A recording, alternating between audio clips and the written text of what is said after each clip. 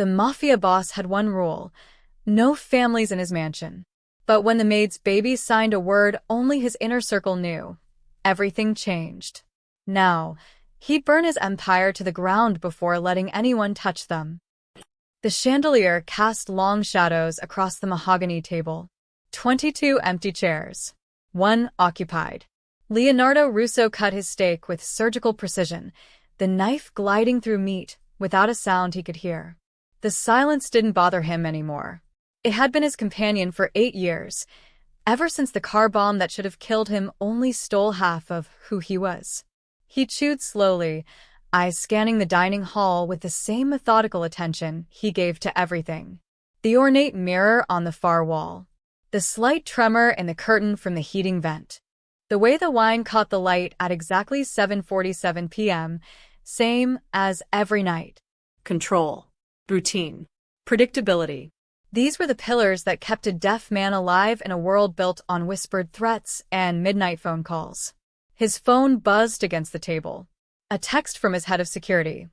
All clear. Perimeters secure.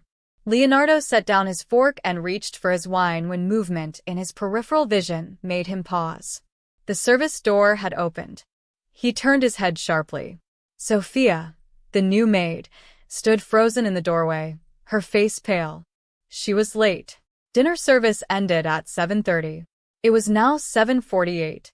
But that wasn't what held Leonardo's attention. In her arms, wrapped in a faded yellow blanket, was a baby. Leonardo's jaw tightened. His rules were absolute. No exceptions. No families. No children in the mansion. The staff knew this. They all knew this. Sophia's mouth was moving, apologies probably. Explanations. Leonardo didn't bother trying to read her lips. He raised one hand, palm flat, fingers together. The sign was clear. Stop. She stopped. He pointed at her, then at the door. Leave. Sophia's eyes glistened. She nodded quickly, turning to go, but the baby shifted in her arms. The blanket fell slightly, revealing a round face and curious dark eyes. Eyes that locked directly onto Leonardo. He stared back, expression cold. He'd perfected that stare, the one that made grown men confess their betrayals before he even asked the question. The baby blinked. Then she smiled, and clapped once. Leonardo's hand, reaching for his wine glass, stopped midair. The baby's tiny hand moved. Deliberately. Purposefully. Her palm pressed flat against her chest, then moved outward in a small, clear motion. Safe.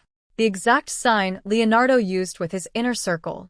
The silent signal that meant a location was secure, a person was trusted, a threat had been neutralized.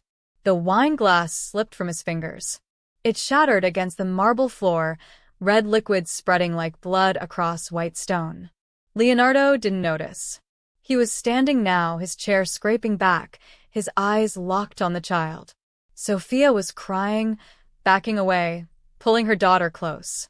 Her mouth formed frantic words Leonardo couldn't hear and didn't care about. The baby reached out one small hand toward him and signed it again. Safe. Leonardo's heart, a muscle he'd forgotten could race, pounded against his ribs. In 8 years of silence, in a decade of building an empire on fear and precision, no one had ever surprised him. No one. His mind worked rapidly, analyzing possibilities. Coincidence. It had to be coincidence. A random gesture that happened to match. But the baby's eyes never left his. There was recognition there. Not of him, perhaps, but of something. The movement had been too deliberate. Too exact. Leonardo moved around the table, his footsteps heavy, but silent to his own ears. Sophia scrambled backward until her back hit the wall. She was clutching her daughter, so tightly, the baby squirmed. He stopped 3 feet away. Close enough to see the baby clearly. Far enough to not be threatening, though his presence alone was threat enough. The child couldn't be more than 10 months old. Too young to speak. Too young to understand complex gestures. Too young to have learned sign language. Too young to know what that sign meant in Leonardo's world. He raised his hand slowly, deliberately, and formed the sign again. Safe. The baby's face lit up. She clapped twice, bouncing in her mother's arms, and repeated the gesture. Safe. Then she did something that made Leonardo's blood run cold. She formed another sign, one he'd created himself, one that existed nowhere in standard sign language textbooks. A gesture his own men had learned through years of working under him. Her tiny fist moved to her temple, then twisted slightly. Protect. The room tilted. Leonardo's hand shot out, gripping the edge of the table to steady himself. His tactical mind, the one that had kept him alive through 3 assassination attempts and 2 family wars, was screaming alerts. This wasn't possible. Sophia was sobbing now, sinking to the floor, still holding her daughter. Leonardo couldn't hear her cries, but he could see her body shaking. She thought he would kill them. Maybe he should. In his world, unexplained phenomena meant danger. Unknowns meant vulnerabilities. And Leonardo Russo eliminated vulnerabilities. But his hand moved to his phone instead. He typed rapidly. Security to dining hall. Now. Bring recording equipment. The baby reached toward him again, undeterred by her mother's fear or Leonardo's stone-cold expression. She made a soft sound. He could see her lips form it, could see the breath, and signed once more. Safe. Protect. Leonardo looked down at this impossible child who spoke his language. A language she couldn't possibly know. A language he'd built in silence to survive in a world of sound. For the first time in 8 years, Leonardo Russo felt something other than control. He felt terrified. Because in his experience, when something impossible happened, it was never an accident. It was always a message. A warning. A weapon. The question was, whose weapon was she? And why had she chosen to reveal herself to him? Leonardo's men arrived in 47 seconds. He'd counted each one. Marco, his head of security, entered first, gun drawn, eyes sweeping the room. Behind him, 2 more guards flanked the doorway. They took in the scene, their boss standing rigid by the table. A maid collapsed against the wall with a baby, shattered glass and wine spreading across the floor. Marco's hand moved in rapid signs. Threat? Orders? Leonardo's response was equally swift. No harm. Record, everything. Marco's eyebrows rose, the only sign of his surprise, but he obeyed without hesitation. He holstered his weapon and gestured to the guard behind him, who produced a small camera. Sophia watched with wide, terrified eyes as the guard began filming. She tried to make herself smaller, curling around her daughter protectively. Leonardo moved to his phone and typed a longer message, then turned the screen toward Marco. Install surveillance in servants' quarters. All footage to my private server. No one else views it. Track all movements, interactions. I want to know everything about this child. Marco read it twice, his frown deepening. He signed back. The maid too. Especially the maid. She's done something. Leonardo's jaw clenched. How could he explain what he'd seen? That a baby had communicated with him using signs that shouldn't exist outside his inner circle? That she'd looked at him with recognition, not fear? He couldn't. Not yet. Not until he understood it himself. Just do it, he signed. Quietly. Marco nodded, but Leonardo caught the concern in his eyes. In 10 years of service, Marco had never questioned an order. But he was questioning this one, silently, carefully. Leonardo turned his attention back to Sophia. She was trembling so violently her daughter had begun to fuss, sensing her mother's distress. He crouched slowly, keeping his distance, and pulled out his phone. He typed, "What is your daughter's name?" Sophia stared at the screen, then at him, her mouth opening and closing. Finally, she managed to speak. Leonardo couldn't hear her words, but he watched her lips carefully. Isabella, she was saying. Her name is Isabella. Leonardo typed again. Has she been trained in sign language? Sophia shook her head frantically, her lips forming clear words. No. Never. She's too young. She watches things. She copies. Copies what? Everything. Movements. Gestures. Sophia's hands moved as she spoke, demonstrating. But I don't know sign language. I can't teach her what I don't know. Leonardo stared at the baby, Isabella. She'd calmed now, her attention fixed on him with unsettling focus. When he didn't move, she lifted her hand again. Safe. The sign was perfect. The placement, the movement, the meaning all exact. He typed, "Where did you work before here?" "Nowhere like this." Sophia's voice was barely above a whisper, but Leonardo read her lips clearly. "I cleaned offices downtown. Small places. I needed this job. Please, I'll leave tonight. Just don't hurt her." Leonardo's eyes narrowed. If Sophia was lying, she was exceptional at it. Her fear was genuine. He'd seen enough fake terror to know the difference. She had no idea why her daughter could do what she was doing, which meant either the child was naturally gifted, impossibly so, or someone had gotten to her without the mother's knowledge. Both options were unacceptable. He stood and gestured to Marco. His hands moved in sharp, decisive signs. Separate surveillance on the baby. Medical evaluation tomorrow. Discreet. Use Dr. Chin. Tell him nothing except I need a full neurological workup. On an infant? Marco signed back, his confusion evident. Yes. Why? Leonardo's hands stilled. Then, slowly, he signed something he never thought he'd communicate. She understands me. Marco's expression remained neutral, but Leonardo saw the disbelief flicker across his features. To his credit, he didn't argue. He simply nodded. Leonardo typed one more message and showed it to Sophia. "You and your daughter will remain on the estate tonight. You are not in danger, but you will not leave until I give permission. Do you understand?" Sophia nodded, clutching Isabella tighter. Leonardo straightened and gestured toward the door. One of the guards moved to help Sophia to her feet, but she flinched away. She stood on her own, legs shaking, and carried her daughter toward the exit. Isabella looked back over her mother's shoulder. Her eyes met Leonardo's. And she signed one more word, another one of his private signs, one he used only with Marco when situations turned critical. Watch. Not watching or I'm watching, but watch. As in be careful. Stay alert.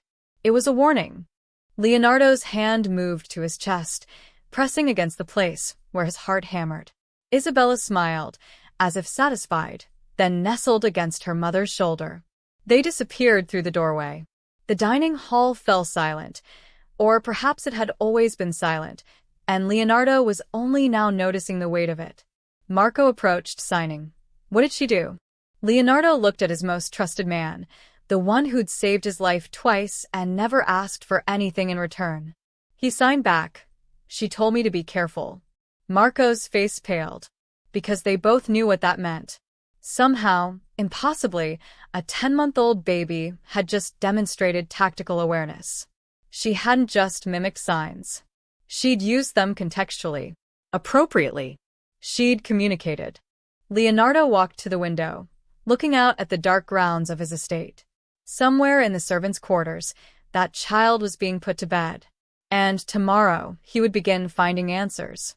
But tonight, for the first time in 8 years, Leonardo Russo would not sleep.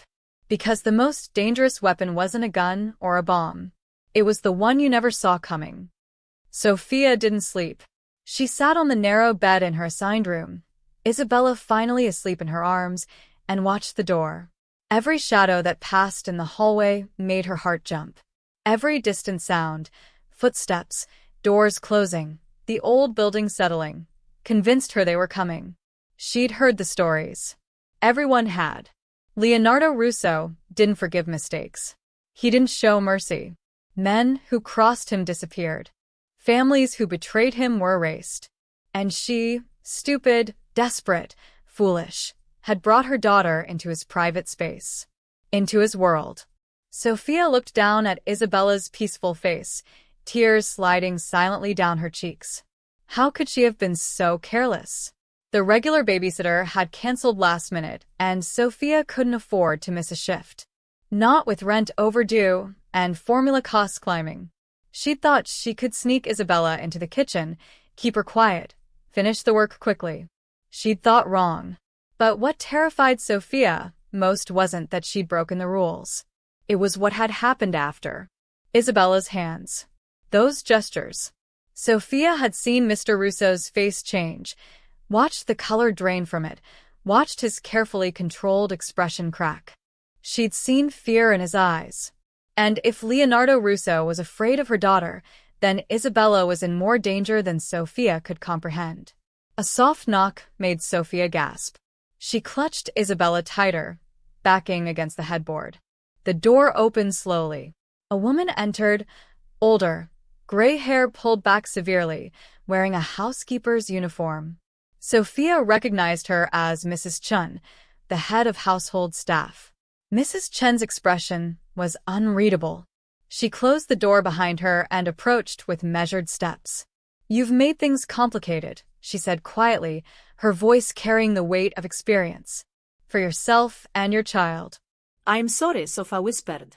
"I'll leave. Tonight." Right now. "Just please."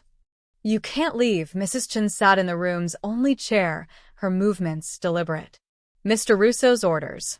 You stay until he says otherwise." Sophia's stomach dropped. "He's going to." "I don't know what he's going to do." Mrs. Chen folded her hands in her lap. "In 15 years of working for him, I've never seen him react like that. He didn't hurt you." That's unusual." "My daughter." Sophia's voice broke. She didn't mean anything by those hand movements. She's just a baby. She copies things she sees on television from people in the park. She's never seen Mr. Russo before tonight. Never. Mrs. Chen's eyes narrowed thoughtfully. "And you don't know sign language?" no. "Nothing. A few basic words maybe, from a video I watched once." But Sophia stopped, realization dawning. Those weren't normal signs, were they? Mrs. Chen didn't answer directly. "Mr. Russo is deaf. He has been for 8 years. He communicates through sign language with his close circle. Very specific signs. Not standard ASL." Sophia felt cold. "What does that mean?" "It means," Mrs. Chen said carefully, "that your daughter did something impossible.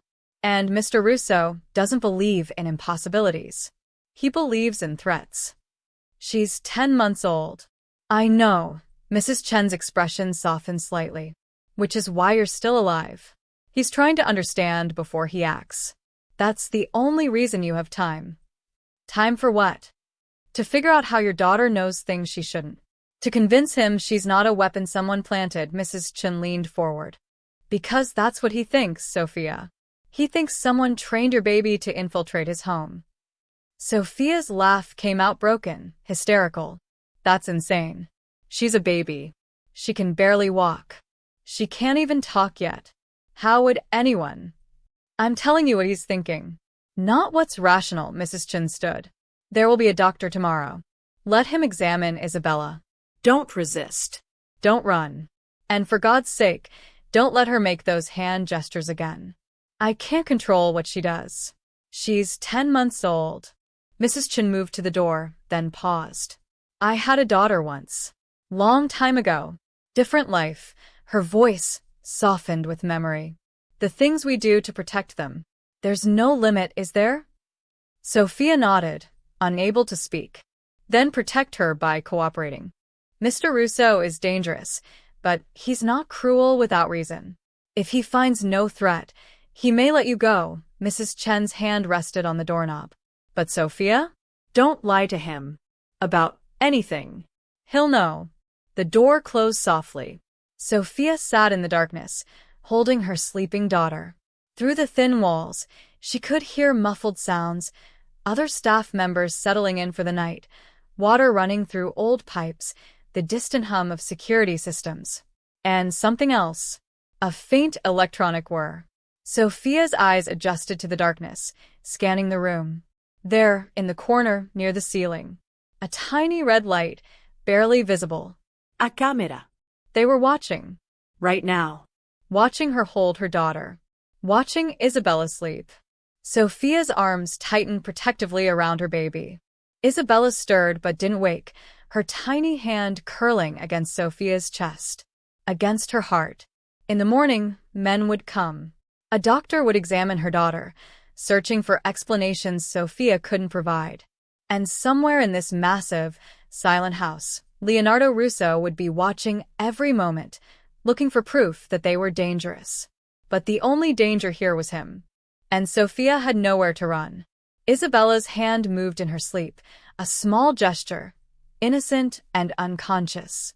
It looked exactly like that sign. The one that had started everything. Safe. Sophia closed her eyes and prayed her daughter was right. Leonardo hadn't blinked in 3 minutes. The footage played on loop, the same 10 seconds, frame by frame, angle by angle. His private office was dark except for the glow of multiple screens, each displaying different camera perspectives of the dining hall from the night before. 3:47 a.m. He'd been watching for 8 hours. Isabella's hand rising, the deliberate press against her chest, the outward motion, perfect form, perfect execution, safe. Leonardo tapped a key. The footage reversed, played again. He zoomed in on the baby's face. Her eyes. There, that flicker of focus before she moved. That wasn't random. That was intention. He switched to the servants' quarters feed.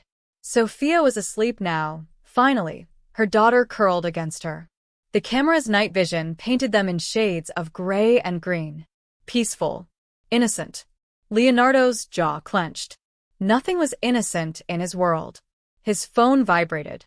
A text from Marco. Dr. Chen arrived. Waiting in exam room. Leonardo stood, his body stiff from hours of immobility. He grabbed his suit jacket and left the office, his footsteps silent on marble floors. The medical suite was in the East Wing, originally designed for emergencies, now used for discreet evaluations. Dr. Peter Chen stood by the window, a thin man in his 60s with careful eyes. He was one of 3 doctors Leonardo trusted, primarily because Leonardo knew every secret the man wanted hidden.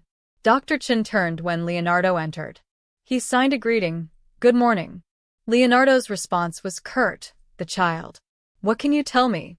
I haven't examined her yet." Your man said minimal explanation. Just a neurological workup on an infant. Dr. Chen's hands moved with practiced fluency. He'd learned sign language years ago when Leonardo had first recruited him. That's unusual. What am I looking for? Leonardo pulled out his phone and showed him the footage. Dr. Chen watched, his expression shifting from confusion to fascination. May I see that again? Leonardo replayed it. That's ASL, Dr. Chen said slowly, his hands signing as he spoke. Modified, but clearly intentional.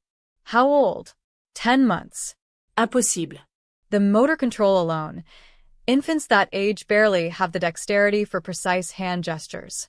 The cognitive understanding of symbolic communication doesn't develop until at least 12 to 15 months. Usually later, Dr. Chen looked up from the screen. This child is advanced. Remarkably so. Or trained. At 10 months. Dr. Chen shook his head. You can't train muscle memory and symbolic reasoning into an infant that young.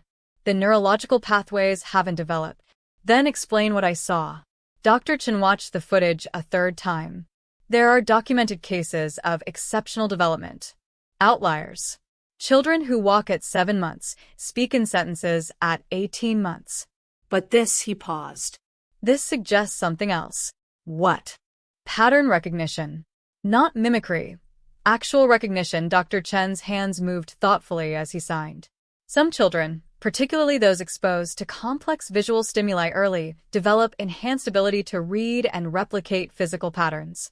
It's instinctive, not learned. Leonardo's eyes narrowed. She's never seen me before last night. Doesn't matter. If she has this ability, she could observe, process, and replicate in real time, like a mirror, but with understanding. Dr. Chen set down the phone. I need to examine her properly. Neurological tests, developmental assessment, maybe an EEG if you'll permit it. Do it. But Leonardo, if I'm right about this, if she's naturally hypersensitive to visual communication, she's not a threat. She's a phenomenon. Leonardo's expression remained stone. Find out which one. 2 hours later, Leonardo stood behind one-way glass, watching Dr. Chen examine Isabella in the adjacent room. Sophia sat nearby, her hands twisted together nervously. Isabella was on an examination table, surprisingly calm despite the strange surroundings and stranger prodding at her. Dr. Chen performed standard tests first: reflexes, motor responses, visual tracking. Isabella cooperated, her dark eyes following his movements with intense focus. Then Dr. Chen did something Leonardo hadn't anticipated. He signed to Isabella, "Hello." Isabella blinked. Her hand rose slowly. "Hello." Perfect replication. Same gesture, same timing. Sophia gasped. I've never taught her." Dr. Chen held up a hand for silence. He signed again, happy. Isabella stared at his hands. Her tiny face scrunched in concentration. Then her hand moved, attempting the gesture. It was clumsy, incomplete, but recognizable. Dr. Chen signed faster now, running through a series of basic signs. Eat. Sleep. Mother. Baby. Isabella replicated each one with increasing accuracy. Not perfect, her motor control couldn't match the complexity, but the intent was clear. She was learning in real time. Leonardo's hands pressed flat against the glass. Dr. Chen pulled out his phone and showed Sophia a video, some children's show, with exaggerated gestures and movements. Isabella barely glanced at it. Then he turned the phone toward himself and signed, "Watch me." Isabella's attention snapped back immediately. Her entire focus locked onto his hands. Dr. Chen signed a random sequence, meaningless gestures, made-up signs. Isabella watched intently, but didn't replicate them. Instead, she looked confused, frustrated. She knew they meant nothing. Dr. Chen's expression shifted. He looked toward the one-way glass, directly at where Leonardo stood, and signed. She doesn't just copy. She comprehends. She knows when gestures carry meaning and when they're empty. Leonardo felt something cold settle in his chest. Dr. Chen signed to Isabella again. "Where is safe?" Isabella's hand moved immediately. She pointed at the one-way glass. At Leonardo. Then she signed, "Safe." Sophia's face went white. How does she know he's there? She can't see through that glass. Dr. Chen stood slowly, his professional composure cracking. He signed toward Leonardo. "We need to talk." Now. In Leonardo's office, Dr. Chen's hands moved rapidly. "That child has the most advanced visual processing ability I've ever documented. She's not just reading gestures, she's reading intent, emotion, spatial awareness. She knew you were behind that glass because she felt your presence. That's not possible. It shouldn't be. But I tested her hearing, completely normal. No impairment. Yet she's developed what I can only describe as compensatory hypersensitivity. As if she's deaf without being deaf." Leonardo went still. "Explain." "Some children born to deaf parents develop this: enhanced visual attention, heightened sensitivity to nonverbal cues. But this is exponentially more developed." Dr. Chen paused. "Leonardo, has this child been around you before? Even briefly?" No. "Then there's only one explanation." Dr. Chen's hands moved slowly, deliberately. "She's naturally attuned to you specifically. To your communication style. Your patterns. It's as if she was born understanding your language." The words hung in the air between them. Leonardo turned away, looking out at his estate grounds. Dawn was breaking, painting everything in shades of gold and shadow. A child who understood him, without training, without exposure, without reason. In his world, that wasn't a miracle. It was a warning. And Leonardo never ignored warnings. Night fell again, and Leonardo broke his own rule. He ordered Sophia and Isabella back to the dining hall. Marco's hands moved in sharp protest. "Too dangerous. You don't know what this means yet." Leonardo's response was firm. "I need to see it again. Under controlled conditions. You're exposing yourself." "I'm already exposed." Leonardo's jaw tightened. "If she's a weapon, she's already armed. If she's not, I need to know." Marco didn't argue further, but his disapproval was evident in every rigid line of his posture as he left to retrieve them. Leonardo stood at the head of the table, the same position as the night before. But this time, he'd removed all the place settings except two. One for him. One smaller chair, a child's seat borrowed from somewhere in the mansion, positioned 3 feet to his right. The door opened. Sophia entered, holding Isabella, her eyes wide with fear. 2 guards flanked her, not threatening, but present. Marco brought up the rear, his hand resting casually near his concealed weapon. Leonardo gestured to the small chair. Sophia hesitated, then carefully set Isabella down in it. The baby wobbled, gripping the edge of the table for balance, her legs dangling. Sophia moved to step back, but Leonardo raised his hand. Stay. She froze. Leonardo sat slowly, deliberately, keeping his movements visible and controlled. Isabella watched him with those unnervingly focused eyes. For a long moment, no one moved. Then Leonardo placed his right hand flat on the table. Palm down. Fingers spread. It was a test, a sign that existed only in his private vocabulary. Among his men, it meant, show yourself. Declare your position. Isabella looked at his hand, then at his face, then back at his hand. Her tiny palm pressed flat against the table, mirroring his exactly. Sophia made a choked sound. Marco's hand moved fractionally toward his weapon. Leonardo's heart hammered, but his expression remained neutral. He lifted his hand and formed another sign. Who? Isabella tilted her head, studying him. Her hand moved, not in response, but in initiation. She signed something new. Alone. Leonardo's breath caught. That sign. He'd created it 5 years ago, after the second assassination attempt. It meant isolated, vulnerable, exposed. His men used it to indicate when someone was operating without backup. How could she possibly? Isabella wasn't finished. Her hand moved again, this time touching her chest, then reaching toward him. Alone. Together. The words, if they could be called words, hit Leonardo like a physical blow. Alone together. Isolated together. 2 people who existed in silence. She was describing them both. Mr. Russo? Sophia's voice trembled. Please, I don't understand what's happening. What is she doing? Leonardo couldn't answer. Couldn't look away from Isabella's dark eyes. The baby wasn't just communicating, she was connecting, recognizing something in him that she shared. His hands moved almost against his will. You see me? Isabella's face lit up. She clapped once, pure joy, and signed back, see. See. See. Then she did something that made the room tilt. She reached out and took Leonardo's hand. Her tiny fingers wrapped around his index finger, and she pulled gently, trying to draw his hand closer. When he didn't resist, she pressed his palm flat against the table again, then placed her hand directly on top of his. Her touch was warm, trusting. She signed with her free hand, safe. Leonardo stared at their joined hands, his scarred and weapon-worn, her soft and impossibly small. In 8 years of building an empire through fear and control, no one had touched him without purpose. Every handshake was calculated. Every contact was tactical. This was neither. This was a child seeking comfort from someone she recognized as kin. Sir, Marco's voice cut through the moment, sharp with urgency. He was signing rapidly. This is wrong. Something's wrong. No child behaves like this. Leonardo knew Marco was right. Every instinct screamed danger.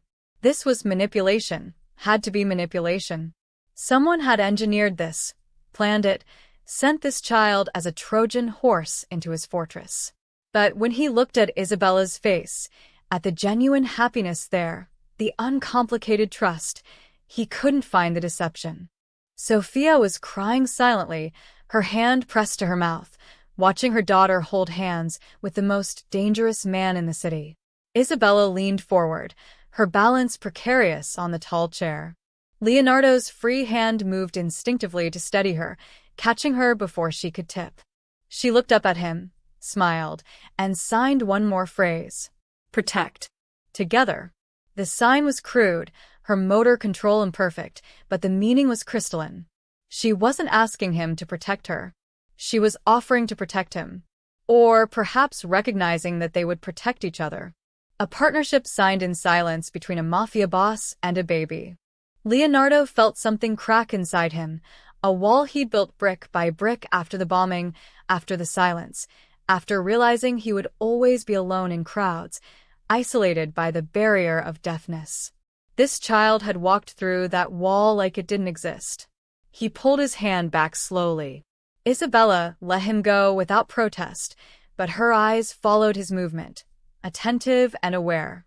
Leonardo stood. He gestured to Marco. Take them back. Double the security on their quarters. You're still keeping them. Until I understand what this is.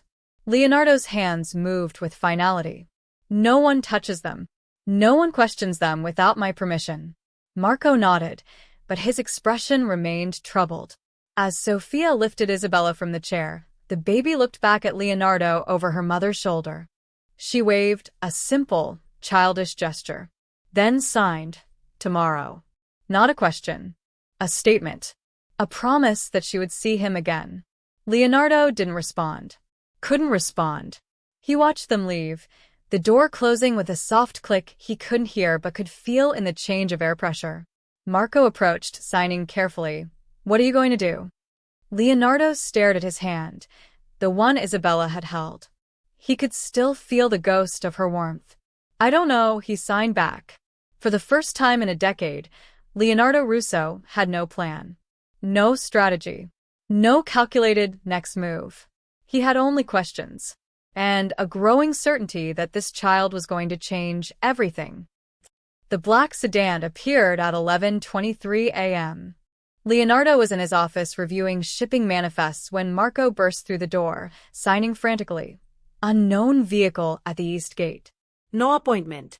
Driver won't identify himself. Leonardo was already moving. He grabbed his tablet, pulling up the security feed.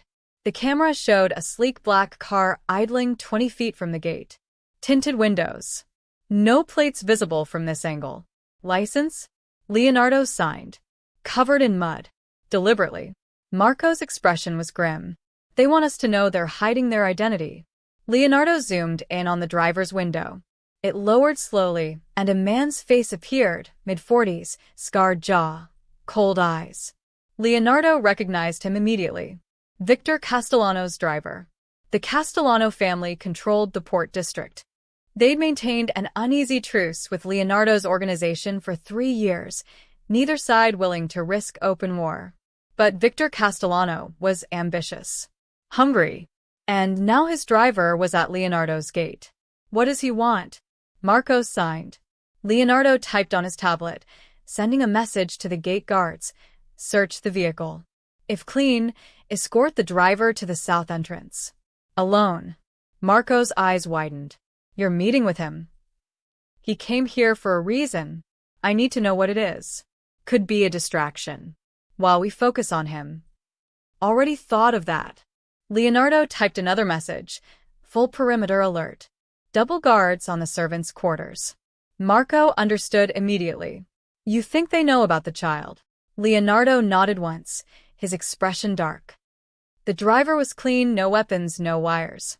Marco brought him to a windowless room in the south wing, designed specifically for conversations Leonardo wanted no one else to hear. The man sat with practiced ease, a slight smirk on his scarred face. He knew Leonardo was deaf, everyone knew. He pulled out a phone and typed slowly, turning the screen toward Leonardo. Mr. Castellano sends his regards.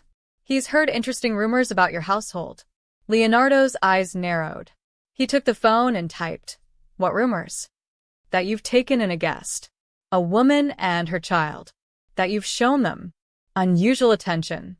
The words sat on the screen like a threat. Leonardo's face remained impassive, but his mind raced.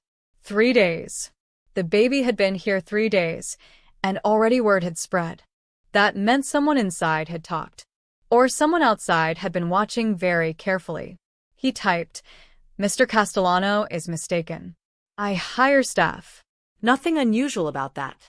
The driver's smirk widened. He took the phone back. My employer doesn't make mistakes. He knows you never break your rules. No families. No children. Yet you broke it for this woman. That suggests she's valuable. Or her child is. Leonardo's jaw tightened. He typed one word. Leave. The driver didn't move. He typed again. Mr. Castellano wants you to know he respects boundaries. He's not interested in interfering with your personal affairs. But he's curious. And he wanted to make sure you know that others are curious too. What others? The Morellis asked about your new maid. The Kozlovs have been watching your gates. The driver leaned back, his message complete. Everyone wants to know what Leonardo Russo protects. Because whatever you protect is worth taking. The threat was clear. Crystal clear. Leonardo stood slowly. He took the phone one last time. Tell Mr. Castellano that my personal affairs remain personal. Anyone who forgets that will be reminded permanently. The driver read the message and laughed, a silent sound Leonardo saw but couldn't hear. He stood, gave a mocking half-bow, and walked toward the door where Marco waited. At the threshold, he turned back and pulled out his phone one more time. He typed something and held it up for Leonardo to see. Pretty baby. Dark eyes. Shame if something happened to her. Leonardo's hand was around the man's throat before Marco could react. He slammed the driver against the wall, his grip crushing, his face inches from the man's reddening face. Leonardo couldn't hear the choked gasps, the desperate wheezing, but he could feel the man's pulse hammering against his palm. Could feel the exact moment it started to weaken. Marco's hand landed on Leonardo's shoulder, squeezing hard. Leonardo glanced at him. Marco was signing urgently. Not yet. We need to know what they know. Leonardo's grip loosened fractionally. The driver sucked in air, his face purple, his eyes watering. Leonardo pulled him forward, then slammed him against the wall again. Once. Twice. Then released him. The driver collapsed to his knees, coughing violently. Leonardo typed on his own phone and shoved it in the man's face. You saw nothing. You know nothing. Go back to Castellano and tell him the next person who mentions my household doesn't go back at all. The driver nodded frantically, scrambling to his feet. Marco grabbed his arm and hauled him toward the exit. Leonardo watched them go, his hands trembling, not with fear, but with rage. They knew about Isabella. Somehow, impossibly, the predators had already caught the scent.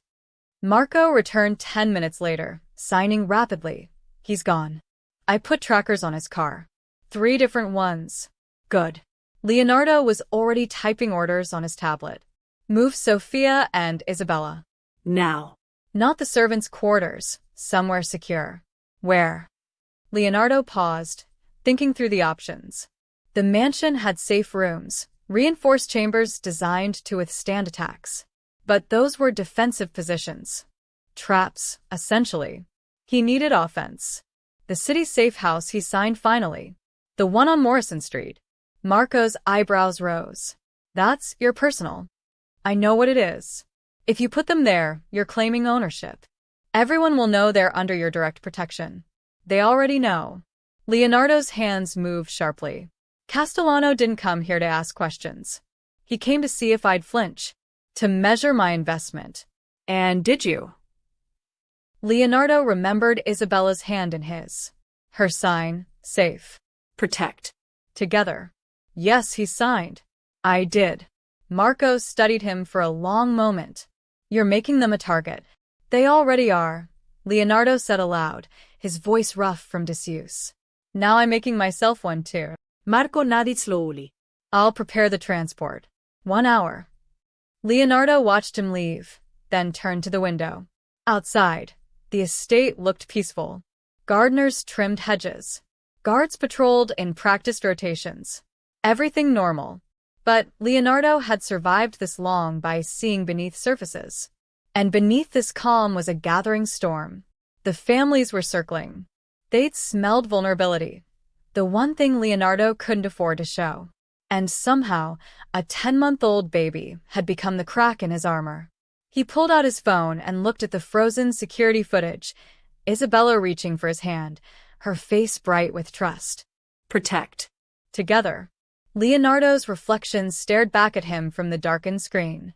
He'd built an empire on fear and isolation. Now he was about to risk it all for a child who spoke his language. The question was, why? And he was terrified of the answer. The safe house was in the oldest part of the city, hidden among crumbling brownstones and forgotten streets where police rarely patrolled. Leonardo owned the entire building under a shell corporation 3 layers deep. Sophia clutched Isabella tighter as Marco opened the apartment door. The space was sparse but secure, reinforced walls, bulletproof windows, one entrance with 3 separate locks. A cage dressed as a home. "You'll be safe here," Marco signed to Leonardo, who stood in the doorway. 4 guards outside. 2 on a roof. Rotation every 6 hours. Leonardo nodded, but his attention was on Sophia. She'd been silent during the entire drive, her face pale, her arms wrapped protectively around her daughter. Isabella, by contrast, seemed fascinated by everything. She watched Leonardo constantly, her dark eyes tracking his every movement. Marco left to check the perimeter. Sophia finally found her voice. "What's happening?" Her words came out strained. "Why are we here?" Leonardo pulled out his phone and typed, "You're in danger. Both of you. People know you're in my household." Sophia read the message, then looked up at him with disbelief. "We've been here 3 days. How could anyone?" Leonardo typed again. "My world moves fast. Word spreads. People watch." "What people?" "Dangerous people." "Because of what Isabella did?" Sophia's voice cracked. "Because she made some hand gestures? That's insane. She's a baby." Leonardo's jaw tightened. He typed, "In my world, anything unusual is valuable. Anything valuable becomes a target." Sophia sank onto the couch, still holding Isabella. "This is my fault. I should never have taken that job. I should have stayed in my cheap apartment, kept cleaning offices, stayed invisible." Isabella squirmed in her mother's arms, reaching toward Leonardo. Sophia held her tighter. "No, baby. No. He's not safe. None of this is safe." But Isabella persisted, making frustrated sounds, her hands moving. "Safe. Safe." Leonardo crouched slowly, bringing himself to eye level with the child. Isabella's face brightened immediately. She pushed against her mother's grip, wanting to be closer. Sophia's eyes filled with tears. "Why does she trust you? You're a criminal.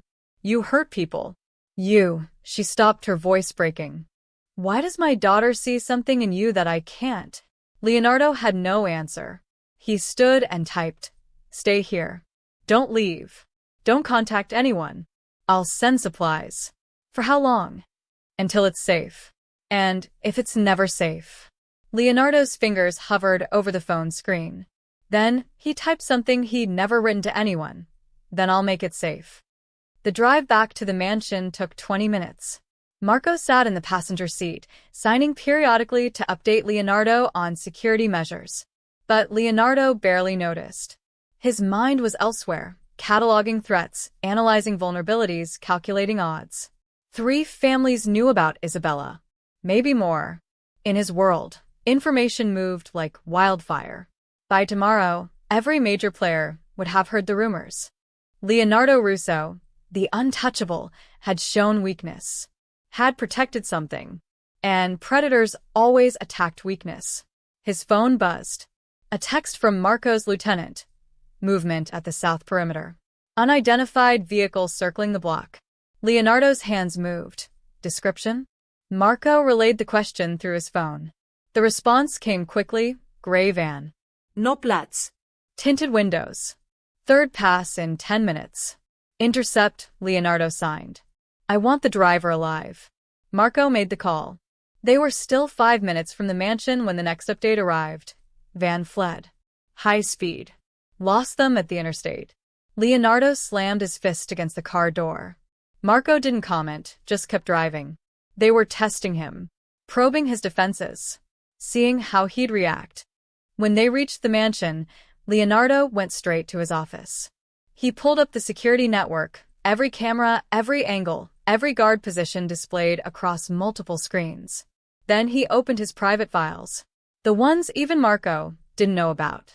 He'd spent 10 years building leverage, documenting secrets, creating insurance policies against every major player in the city, photographs of infidelities, recordings of illegal deals, evidence of murders, embezzlement, betrayals.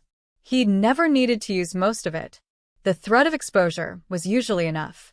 But now he started drafting messages. To Victor Castellano, your driver touched my doorstep. Shall I send him back in pieces? Or would you prefer I share your offshore account records with the IRS? To the Morelli family, I hear your curiosity about my household. Perhaps I should be curious about your weapons shipments that never made it to their destinations. To Kozlov, your surveillance has been noted. Stop now, or your son's gambling debts become public knowledge. One by one, Leonardo typed threats backed by proof. He was leveraging everything he'd accumulated, burning bridges he'd carefully maintained. All for a woman and child he'd known for 3 days. Marco entered without knocking, his face grim. He signed, "You're declaring war." No, Leonardo signed back. "I'm preventing one." By threatening everyone at once? That's not prevention. That's provocation. They need to know the cost. Leonardo's hands moved sharply. They need to understand that touching what's mine means losing everything. And if they call your bluff. Leonardo's expression went cold. It's not a bluff. Marco stared at him for a long moment, then signed, "You care about them. The maid and her daughter. You actually care." Leonardo didn't respond. "In 8 years, I've never seen you care about anything except survival and power. Now a baby makes hand gestures and you're willing to burn your empire." "I'm protecting assets," Leonardo signed, but even as his hands moved, he knew it was a lie. Marco knew it too. She got to you. That child got through walls no one else could touch. Leonardo turned back to his screens, effectively ending the conversation. But Marco's words echoed in his mind. Isabella hadn't just gotten through his walls. She'd revealed that the walls were built to protect something he'd thought was long dead. His humanity. And now, because of her, he was about to find out if that humanity would save them or destroy them all. 2 floors below, in the servants' quarters, Mrs. Chen discovered something that would change everything. A phone, hidden in Sophia's old room. Still recording. Still transmitting. Someone had been listening from the very beginning. Leonardo stared at the phone in Mrs. Chen's trembling hand. It was cheap. Disposable. The kind bought with cash at convenience stores and discarded after a single use. But the recording app was professional grade, still running, a red, blinking in the corner of the cracked screen. "How long?" Leonardo signed to Marco. Marco examined the device. Batteries nearly dead. Based on the charge level, at least 48 hours. Maybe more. Someone had planted it before Sophia and Isabella ever entered his dining hall. Before the baby made that first sign. Before any of this began. Which meant this wasn't an accident. Leonardo's mind raced through possibilities. Sophia was the obvious answer, a planted spy, a perfectly crafted infiltration. But he'd had her background checked 3 times. Former office cleaner. No criminal record. No unusual connections. No red flags. Too clean, perhaps. Bring me everything Leonardo signed. Every record. Every document. Birth certificates, employment history, medical files. I want to know every place she's been. Every person she's met. Marco nodded and left quickly. Mrs. Chen remained, her face pale. "Sir, should I?" Leonardo held up his hand. He typed on his phone. "Did you see anyone enter that room? Anyone at all?" Mrs. Chen shook her head. "Only Sophia and cleaning staff. I supervised the schedules myself." "Who cleaned that room?" "Maria and Elena. They've been with us for years. Both loyal." Leonardo's eyes narrowed. Loyalty was a word people used before betrayal. He typed, "Check their bank accounts. Look for unusual deposits. Do it quietly." Mrs. Chen nodded and hurried out. Alone, Leonardo examined the phone more closely. No contacts.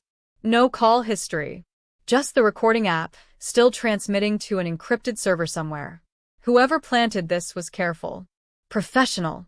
But they'd made one mistake. They'd left it running after it served its purpose. That meant either they wanted him to find it, a message, a taunt, or they'd lost track of it in the chaos of moving Sofia and Isabella. Leonardo pulled out his own phone and called his tech specialist. Within minutes, he had an answer. The phone's signal was bouncing through 17 proxy servers across 4 continents. Untraceable. Leonardo set down the device and walked to his private files. The ones he'd been avoiding. His own medical records. He hadn't looked at them in years. Hadn't wanted to. The bombing that stole his hearing had stolen more than that. It had fractured his identity, turned him from a man who led through words into something else entirely. But Dr. Chen's evaluation of Isabella had mentioned something. Something about enhanced visual processing. Compensatory development. Leonardo opened the file from 8 years ago. Post-bombing neurological assessment. He skipped past the hearing loss diagnosis. He knew that part by heart. Instead, he focused on the sections he'd never read carefully before. Patient exhibits significant neurological reorganization following trauma. Auditory cortex showing reduced activity, but compensatory increases observed in visual and somatosensory regions. Enhanced sensitivity to peripheral movement, facial microexpressions, and spatial awareness documented. This reorganization suggests the brain is rerouting resources to remaining sensory inputs. Leonardo's eyes moved faster. Patient demonstrates exceptional ability to read nonverbal communication, body language, breathing patterns, minute muscle movements. Testing indicates visual processing speed approximately 40% above baseline norms. Recommend continued monitoring for further adaptive changes. He'd never continued monitoring. He'd learned sign language, built new communication systems, and moved on. The adaptation had felt natural, instinctive. But according to this, it wasn't natural at all. It was his brain rewiring itself, becoming hypersensitive to visual information to compensate for the loss of sound. Leonardo sat back slowly. If his deafness had enhanced his ability to read people, to see patterns invisible to others, could Isabella have something similar? Not deafness, but something else that made her hyper-attuned to visual communication. Dr. Chun had said she wasn't deaf. Her hearing was perfect, but what if she had something else? Some neurological difference that made her brain process visual information the same way Leonardo's did. He pulled out his phone and texted Dr. Chun, "Need complete neurological scan on the child. MRI, EEG, full workup. I don't care about cost or discretion anymore. I need answers." The response came quickly. Understood. When? Tomorrow morning.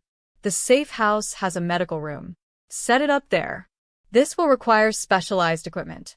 Then bring it. Leonardo set down his phone and returned to his own medical files. He read deeper, looking for anything that might explain the connection he felt with Isabella. And there, buried in a footnote on page 17, he found it. Patient reports feeling recognized by certain individuals who communicate primarily through visual means. This may represent a form of neurological kinship, individuals with similar processing patterns unconsciously identifying each other through microbehaviors and attention patterns. Neurological kinship. Leonardo's chest tightened.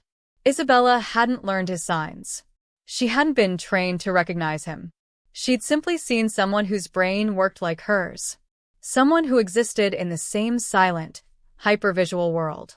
She'd recognized him because they were the same. Marco returned with an armful of files. He set them on Leonardo's desk and signed, "Everything on Sofia Martinez. But there's a problem." What problem? Her employment history has gaps. 3 months, 2 years ago. No records. No documentación. She told us she was caring for sick family, but what? Marco pulled out a single sheet of paper. A hospital record from a clinic in Nevada. She was pregnant. High-risk pregnancy. Hospitalized for 2 months at a private neurological research facility. Leonardo's blood went cold. Neurological research. They specialize in fetal brain development. Experimental treatments for genetic disorders. Marco's face was grim. The clinic is funded by several pharmaceutical companies.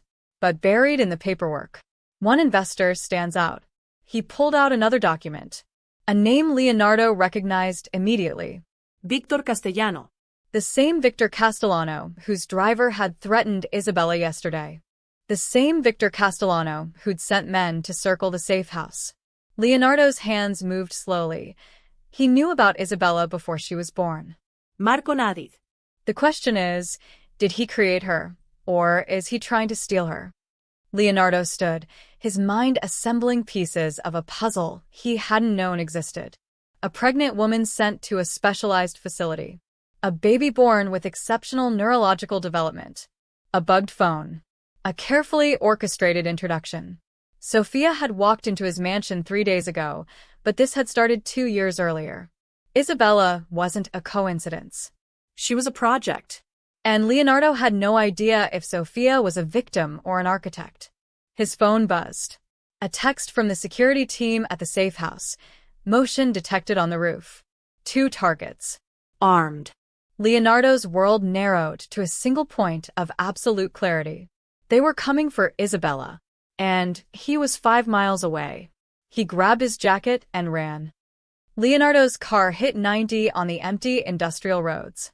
Marco drove, his jaw set, one hand on the wheel and the other on his phone coordinating with the safe house guards. Leonardo watched the security feed on his tablet, grainy night vision footage of the safe house roof. 2 figures moved with tactical precision. Black clothing. Suppressed weapons. They weren't amateurs. Guards responding, Marco signed one-handed while driving. ETA 2 minutes before we arrive. Too long. Leonardo's mind calculated distances, angles, vulnerabilities. The safe house had good defenses, but it was designed for siege situations, holding out until reinforcements arrived. Not for preventing entry by professionals who'd already breached the roof. The tablet showed the figures attaching something to the roof access door. Breaching charge. Small, controlled. They'd blow the lock and be inside in seconds. Leonardo typed rapidly on his phone, sending orders. Don't engage on the roof. Fall back to the apartment. Fortify the door. Nothing gets through. The response came, understood. Then another message from a different guard. Sir, we have a problem. Leonardo's jaw clenched. What problem? The woman. She won't let us lock her in. She's demanding to know what's happening. Of course she was. Sophia wasn't stupid. She'd hear the guards mobilizing, see the weapons drawn. She'd know something was wrong. Tell her the truth, Leonardo typed. Men are coming. Stay down. Protect the child. Marco glanced at him, eyebrows raised, but said nothing. The car screeched around a corner. 3 more blocks. On the tablet, the roof access door exploded inward. The 2 figures disappeared into the stairwell. Leonardo's guards were already in position. 2 inside the apartment with Sophia and Isabella, 2 in the hallway creating a choke point. Good defensive positions. But the attackers weren't going for the apartment. They bypassed the 3rd floor entirely, continuing down to the 2nd level. Leonardo watched in confusion as they moved to apartment 2B, directly below the safe house. What are they doing? Marco signed. Leonardo zoomed in on the feed. The figures were placing charges again. Not on a door this time. On the floor. Understanding hit Leonardo like ice water. They weren't trying to breach the apartment defenses. They were going through the floor. Get everyone out. Leonardo typed frantically. Now. But it was too late. The explosion punched through the ceiling of apartment 2B and the floor of the safe house simultaneously. The tablet screen went white, then black. Security feed lost. Marco slammed the brakes in front of the building. Leonardo was out before the car fully stopped, racing toward the entrance. Smoke billowed from the 3rd floor windows. Leonardo's ears told him nothing. No screams, no gunfire, no alarms, but he could feel the vibrations through the ground. Secondary explosions. Electrical fires. He took the stairs 3 at a time, Marco right behind him. The 3rd floor hallway was chaos. Smoke, debris, sparking wires hanging from the damaged ceiling. The safe house door hung off its hinges. Leonardo's vision tunneled. He moved through the smoke with predatory focus, his hand finding the gun at his back. Inside, the apartment was destroyed. The explosion had torn a hole in the living room floor, revealing the apartment below. Furniture overturned, walls cracked, and blood. A trail of it leading toward the bedroom. Leonardo followed it, his weapon raised. Behind him, Marco cleared corners with military efficiency. The bedroom door was closed. Leonardo tested the handle, locked from inside. He slammed his shoulder against it. Once. Twice. The lock gave way. Sophia was pressed against the far wall, clutching Isabella. Her arm was bleeding, a piece of shrapnel embedded in her shoulder. Tears streamed down her face. But Isabella was unharmed. And between them and the door stood one of Leonardo's guards, the younger one, Miguel. His gun was pointed at Sophia and the baby. Miguel's eyes widened when he saw Leonardo. His mouth moved. "Sir, I can explain." Leonardo didn't hesitate. He fired once. Miguel dropped, the gun falling from his lifeless hand. Marco swore behind him, signing rapidly. It was Miguel? He was the leak. Leonardo moved to Sophia, checking her wound. It was deep but not life-threatening. Isabella was crying, terrified but physically fine. Sophia grabbed Leonardo's jacket with her good hand, her words tumbling out. They came through the floor. "Miguel, he locked us in here. He was waiting for them. He was going to." Her voice broke. Leonardo gently removed her hand and turned to Marco. "Get medical. Now." And find the other attackers." Marco nodded and disappeared into the smoke. Sophia was still talking, her voice rising with hysteria. "I didn't know. I swear I didn't know. The phone, someone must have planted it. The clinic, they said it was just treatment for complications. They said Isabella would be healthy. They never told me." Leonardo held up his hand. "Stop." He pulled out his phone and typed, "I know you didn't plant the phone. But you need to tell me everything about that clinic. Everything about Isabella's birth. No more secrets." Sophia read the message, her face crumbling. She nodded. Then Isabella did something that made Leonardo's chest constrict. She reached out and touched his face. Her tiny hand pressed against his cheek, and she signed with her other hand, "Safe. Protect." But there was something new in her expression. Not just trust. Understanding. She knew what he'd done. Knew he'd killed to protect her. And instead of fear, she showed gratitude. A baby shouldn't understand violence. Shouldn't comprehend death. But Isabella did. Leonardo pulled back, disturbed. What exactly had been done to this child? Marco returned with a first aid kit. The attackers escaped. Set charges in the stairwell to cover their retreat. Professional extraction. And our other guards. One dead. One injured. The explosion killed Johnson. Martinez has a concussion, but he'll live. Leonardo's hands tightened into fists. One traitor. One successful infiltration. 2 casualties. And they'd still almost lost Isabella. He looked at Miguel's body, then at the hole blown in the floor. This wasn't a random attack. It was coordinated. Planned down to the minute.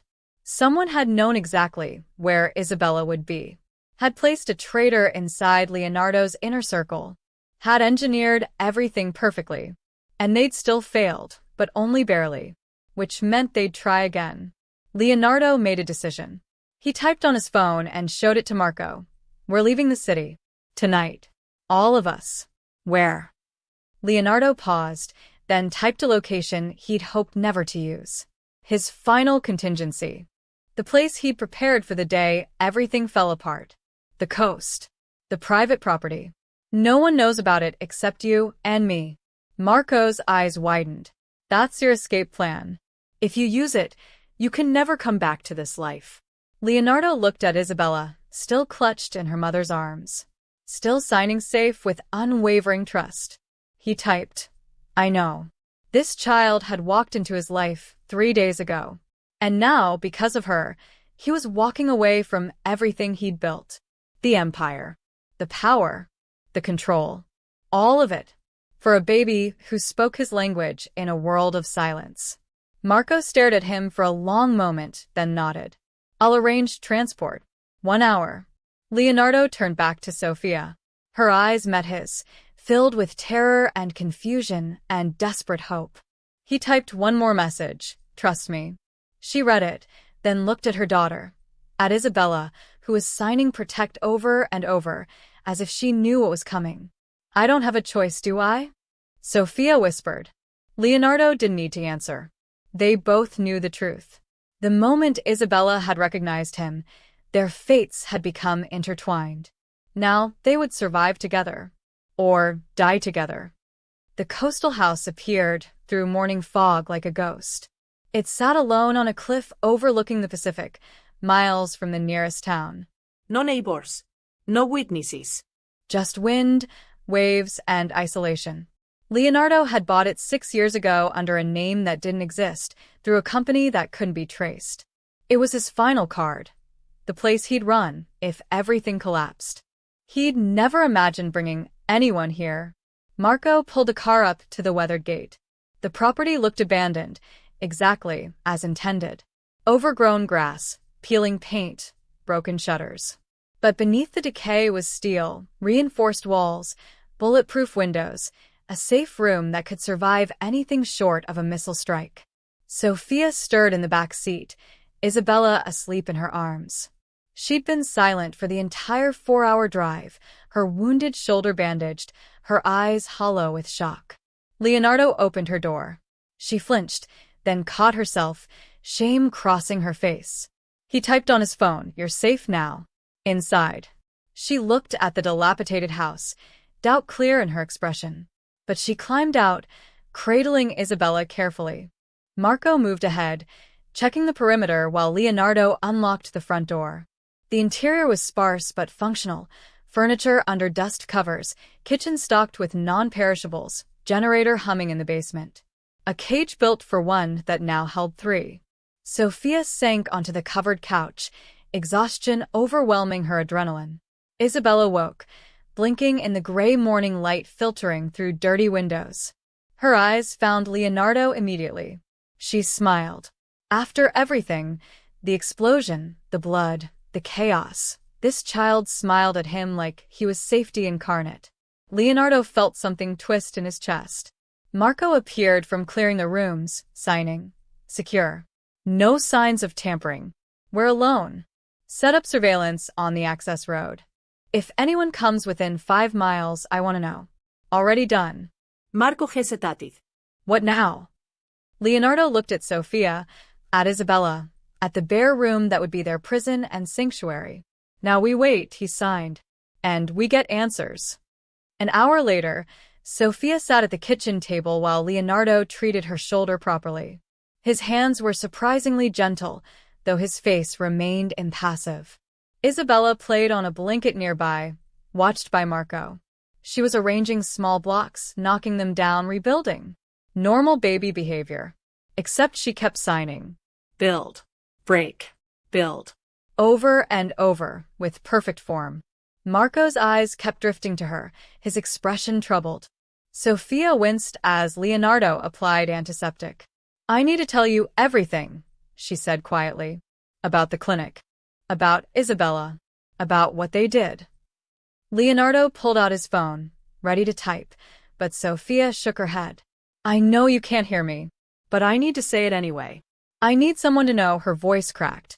"Even if that someone is you." Leonardo waited, his hands still. 2 years ago, I was pregnant and alone. The father left when he found out. I had no money, no insurance, barely enough for rent. Sophia's eyes fixed on Isabella. Then I started having complications. Bleeding. Pain. The clinic doctors said I'd lose the baby unless I got specialized treatment. She paused, swallowing hard. A man approached me at the hospital. Said he represented a research foundation. They'd pay for everything, all treatments, all costs, if I agreed to participate in a study. Prenatal neurological development, he said. Cutting-edge treatments that would ensure my baby was healthy. Leonardo's jaw tightened. He knew where this was going. I was desperate. I said yes, tears spilled down Sophia's cheeks. They moved me to that facility in Nevada. Gave me injections, medications, ran tests constantly. They said it was all standard, all safe. She looked up at Leonardo, her eyes pleading for understanding. But Isabella wasn't normal when she was born. She watched everything, tracked movements before babies should even focus. The doctors said it was good advanced development, they called it. A success. Sophia's voice dropped to a whisper. I didn't know they'd made her into something else. Something that would attract people like you. Like those men who tried to take her. Leonardo typed slowly. What exactly did they do to her? I don't know. They never told me specifics. Just that they were optimizing neural pathway development during critical growth phases. Sophia wiped her eyes. I stole her medical file when we left. It's mostly technical jargon I don't understand. But one phrase kept appearing. Enhanced visual cortex integration. Leonardo went very still. The same terminology from his own medical records. The same neurological reorganization that had happened to him after the bombing. They'd done to Isabella intentionally what trauma had done to him accidentally. They'd rewired her brain to process the world through enhanced visual awareness. Made her hypersensitive to patterns, movements, nonverbal communication. They'd made her see the world the way he did. He typed the file. Where is it? Hidden in Isabella's diaper bag. I didn't know who to trust, so I kept it close. Sophia's hands shook. Are they going to keep coming? Are they going to take her? Leonardo didn't answer. He stood and walked to where Isabella played. She looked up at him, her dark eyes unnaturally focused for a 10-month-old. She set down her blocks and raised her hands. Alone. Together. The same sign from days ago. The recognition of kinship. But now Leonardo understood what she was really saying. She wasn't just recognizing similarity. She was stating fact. They were both products of neurological rewiring, his by accident, hers by design. Both forced to navigate a world that moved differently for them than for everyone else. Both alone in crowds. Both isolated by the very enhancement that made them exceptional. Leonardo crouched down slowly. Isabella crawled toward him without hesitation, closing the distance between them. She placed her small hand flat against his chest, over his heart, then moved it outward. Safe. But she didn't stop there. Her other hand rose, forming another sign. One Leonardo had never taught anyone, never shared, barely admitted to himself. Home. His breath caught. This child, created in a laboratory, modified before birth, weaponized by design. She had somehow found the one word that defined what Leonardo had lost 8 years ago. Home. Not a place. Not safety or security. But belonging. The feeling of being understood without explanation. Of being seen without judgment. Of existing in a space where silence wasn't isolation but connection. Leonardo's hand moved before he could stop it. He signed back. Home. Isabella's face lit up with joy so pure it hurt to witness. She clapped once, then launched herself forward, tiny arms wrapping around his neck. Leonardo caught her instinctively, this small body trusting him completely. Her warmth against his chest. Her heartbeat rapid but steady. And for the first time in 8 years, Leonardo Russo felt something other than the cold calculation of survival. He felt peace. Marco was signing something, his expression concerned, but Leonardo couldn't look away from Isabella. She pulled back, holding his face between her small hands, studying him with that unsettling intensity. Then she signed one more phrase. Protect. Together. Always. Not a request. Not a hope. A vow. This child, barely able to walk, was promising to protect him just as he'd promised to protect her. Sophia was crying openly now, watching them. She's never done that with anyone. Never trusted like that. Not even with me sometimes. Leonardo understood why. Sophia loved Isabella, but she didn't speak Isabella's language. Didn't see the world through the same enhanced visual lens. But Leonardo did. He stood, still holding Isabella, and turned to face the window. Outside, waves crashed against cliffs. Fog rolled across empty landscape. No empire here. No power. No control. Just survival. Connection. And something that felt dangerously close to family. Marco approached, signing carefully. They'll find us eventually. Castellano won't stop. We need a plan. Leonardo looked down at Isabella, who was signing safe against his shoulder, content and unafraid. He'd built an empire on fear, on making others afraid to touch what was his. But maybe fear wasn't enough anymore. Maybe it was time for something permanent. He shifted Isabella to one arm and signed with the other. Call them all. Every family. Every rival. I'm making one final offer. What offer? Leonardo's expression hardened into something absolute. Everything. They can have everything. Territory, operations, assets. All of it. Marco's eyes widened. In exchange for what? Leonardo looked at Isabella, then at Sofia, then back at Marco. Their word. Guaranteed safety. For these two. Forever. They'll never agree. They will. Leonardo signed, his movements sharp with certainty. Because I'm the only one who knows where all the bodies are buried. Literally. And if anything happens to this child, every secret I've kept for a decade gets released. Marco stared at him. You'd burn it all. Everything you built. Leonardo nodded once. Because Isabella had shown him something he'd forgotten. Empire meant nothing compared to home. The abandoned church stood like a broken tooth against the gray sky. Leonardo had chosen the location carefully, neutral ground, a place belonging to no family, claimed by no territory. Just old stone walls, shattered stained glass, and the weight of forgotten prayers. 5 families. 5 representatives. All seated in the rotting pews, watching him with varying degrees of curiosity, suspicion, and hunger. Victor Castellano sat in front, his scarred face impassive. Beside him, Elena Morelli, cold eyes calculating. Behind them, representatives from the Kozlov, Chun, and DeLuca families. Everyone who mattered. Everyone who'd been circling. Marco stood at Leonardo's shoulder, signing the arrivals. All here. All armed. 20 guards total outside. Leonardo nodded. He'd expected nothing less. He stepped forward into what had once been the altar space, his footsteps echoing in the hollow chamber. Every eye tracked him, waiting. Leonardo pulled out his tablet and typed, his words displaying on a portable screen Marco had set up. I'm here to end this. All of it. Victor Castellano leaned forward. And what, exactly? Your secrecy about the child? Your threats against our operations? Or your entire empire? Leonardo typed. All of it. Silence fell. Even the wind outside seemed to quiet. Elena Morelli spoke next, her voice sharp. You called this meeting. You demanded our presence. And now you offer surrender? What game is this? Leonardo's fingers moved across the screen. No game. I'm offering you everything. My territory in the Port District, yours, Victor. My distribution network, yours, Elena. Shipping routes to the Kozlovs. Financial operations to the Chens. Legitimate businesses to the DeLucas. The representatives exchanged glances. Victor's eyes narrowed.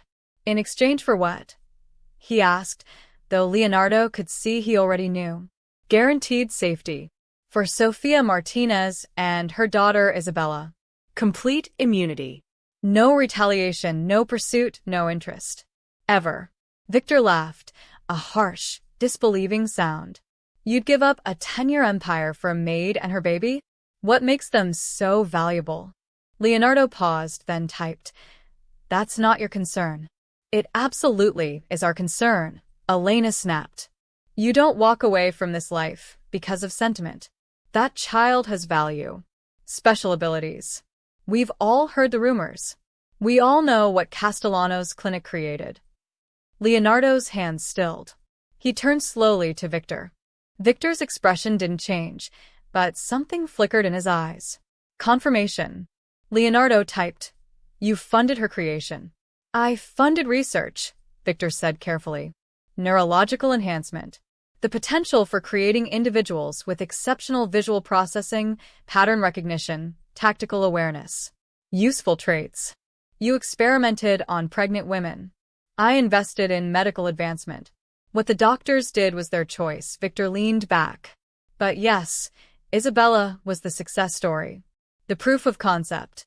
And her mother stole her before we could complete the program. Sophia. Leonardo's jaw clenched. She hadn't just fled complications. She'd escaped. Elena spoke up. If Castellano created her, he is claim. You can't negotiate away his property. She's not property, Leonardo typed, his fingers striking the keys hard enough to crack one. She's a child.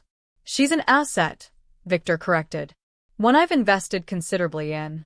And one I intend to reclaim, he stood. Your offer is interesting, Russo. But incomplete.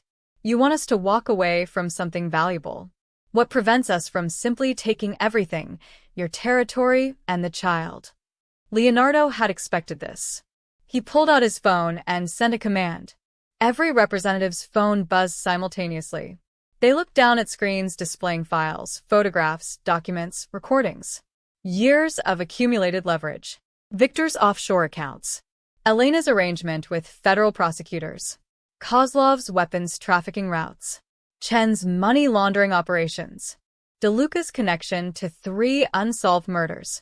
Everything Leonardo had collected. Everything he'd kept secret. He typed, insurance. If anything happens to Sophia or Isabella, any accident, any incident, any mysterious disappearance, these files go public. To law enforcement, to rivals, to media. Everything. You destroy yourself too, Elena said, but her voice had lost its edge. I'm already destroyed, Leonardo typed. I have nothing left to lose. But you do. All of you do. Victor's face had gone white. You're bluffing. You'd never release this. It would collapse the entire network. Dozens of families would fall. Exactly. Leonardo's eyes were cold. Mutually assured destruction. The only guarantee that works in our world. Marcos signed urgently. This is insane. You're making permanent enemies. Leonardo ignored him. He typed, I'm leaving this life. Taking them somewhere you'll never find. You get everything I built. You get peace. You get to avoid exposure. All you have to do is nothing. Never look for them. Never pursue them. Never touch them. The church fell silent except for the drip of water through the broken roof. Victor stood slowly, his hands clenched.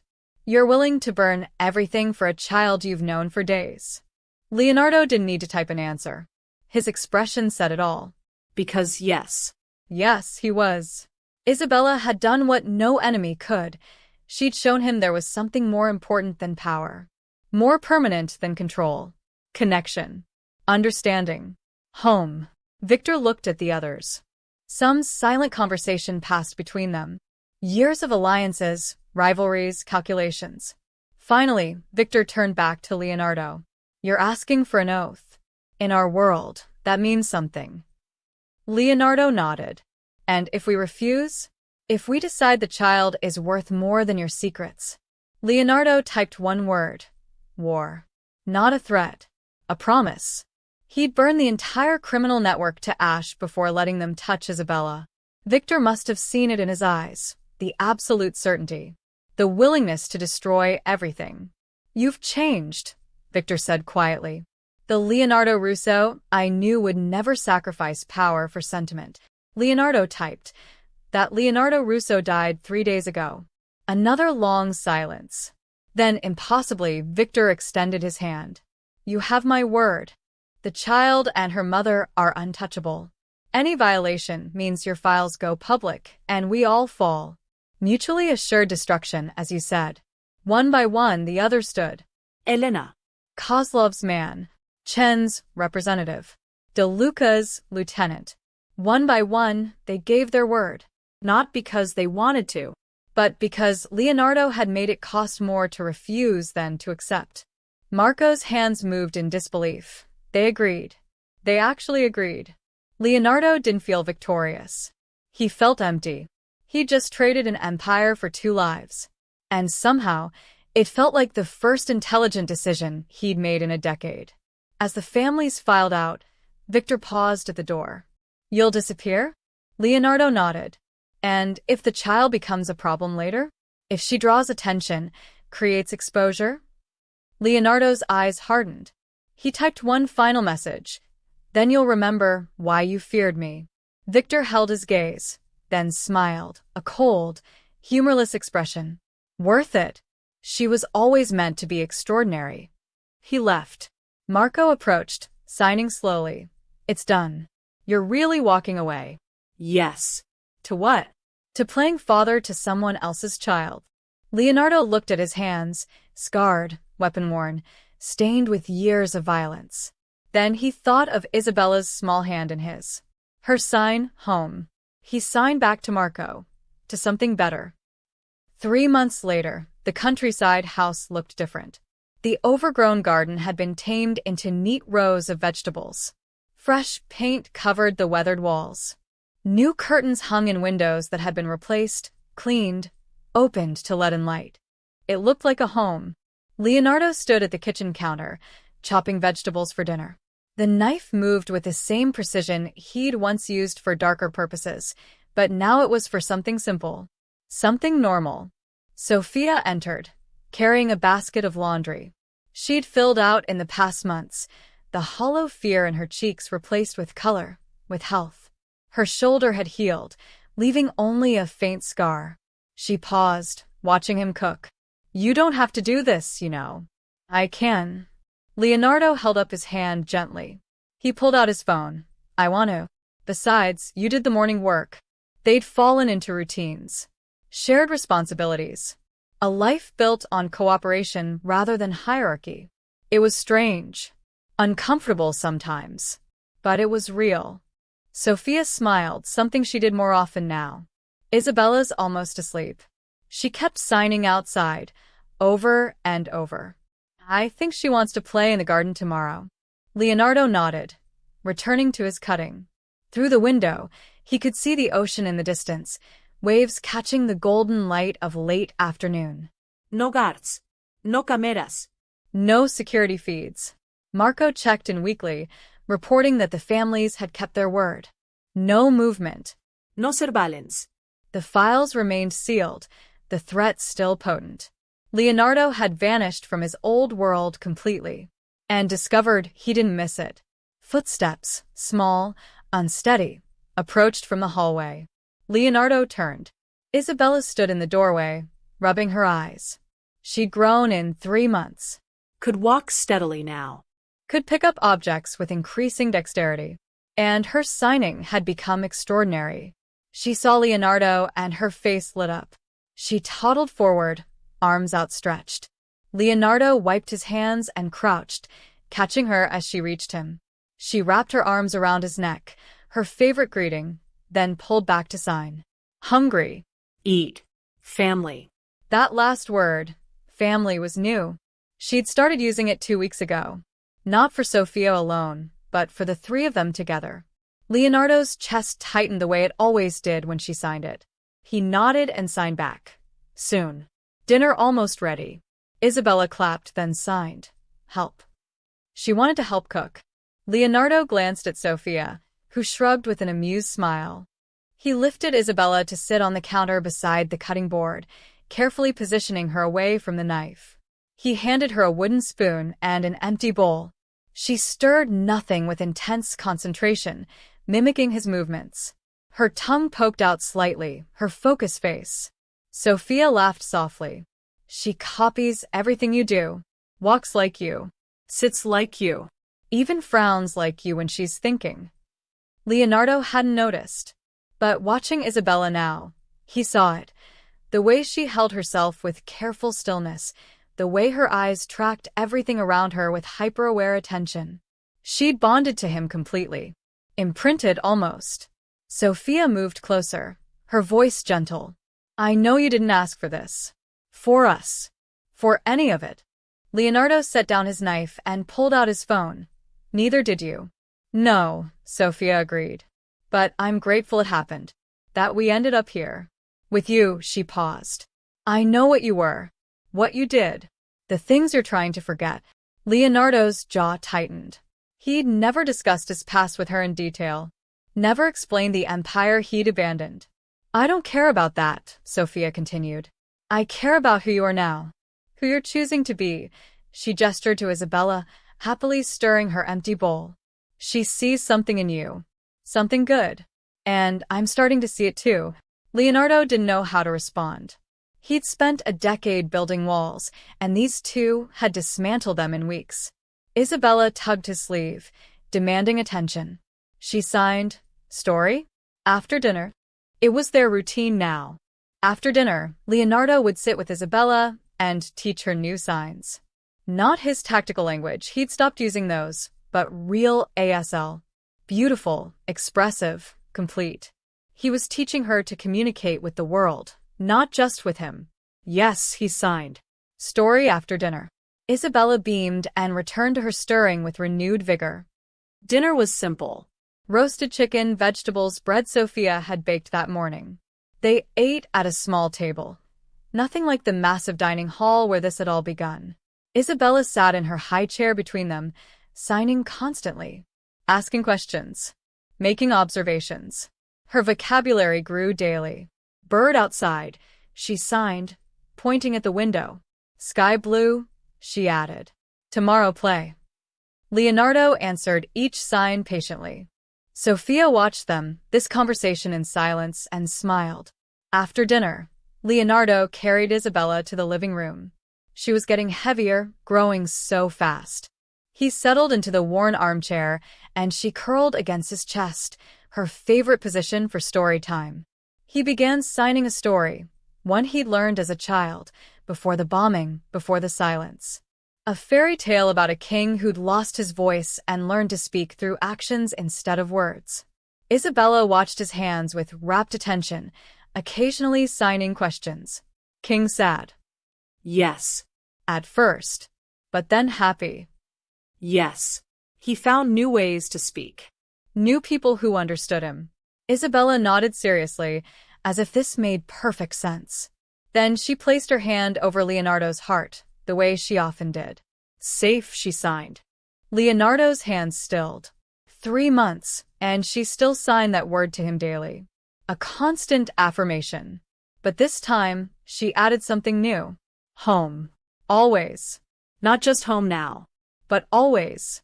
Forever. Leonardo felt the wall inside him, the last one still standing, finally crumble. He signed back. Yes. Always. Isabella smiled and nestled closer. Within minutes, her breathing deepened. Sleep. Sophia appeared in the doorway, watching them. She loves you, she whispered. Completely. Leonardo looked down at the sleeping child in his arms. This tiny person who'd been engineered in a laboratory, who'd recognized him across impossible distance, who'd cost him everything and given him more. He pulled out his phone with his free hand and typed, "I love her too." The words felt foreign. Dangerous. Real. Sophia's eyes glistened. What happens when she grows up? When she asks about what you were, what you did? Leonardo considered this. Then typed, "I'll tell her the truth.